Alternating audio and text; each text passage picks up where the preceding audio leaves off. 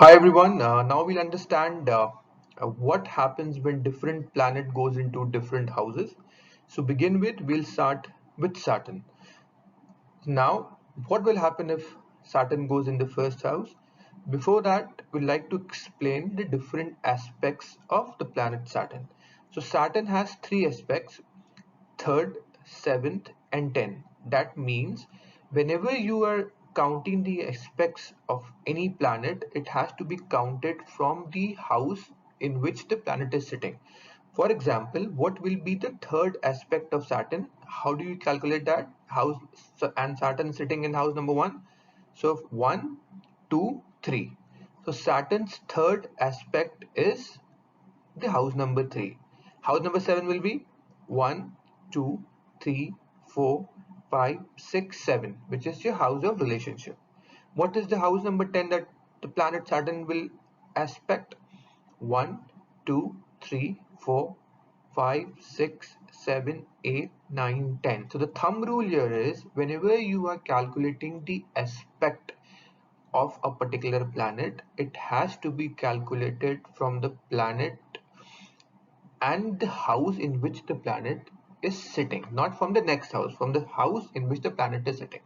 Now, what happens when Saturn is sitting in the first house? So, my first house is tells us about my mind, intellect, my brains, etc. Now, Saturn as a planet, it's a malefic planet, and wherever Saturn sits or aspects, there is a delay, there is a sorrow, there is a grief. Point number one. Now, whenever Saturn sits in the house number one, such kind of person will have a slow process on thinking. It delays their decision making process. They think on a very rigid basis. They cannot do two things at a time. They have very specific choices. If they want to eat a certain type of food, certain type of dress, certain type of liking, they will behave in that particular manner. Now Saturn sitting on the first house also aspects your seventh house with its seven number.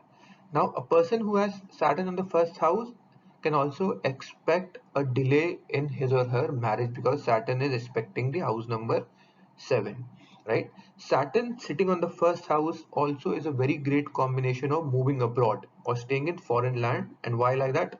If Saturn is sitting on your lagna or the first house, it detaches from the place you are. So it is a perfect combination to move to foreign, and such kind of person also adapt to foreign culture easily.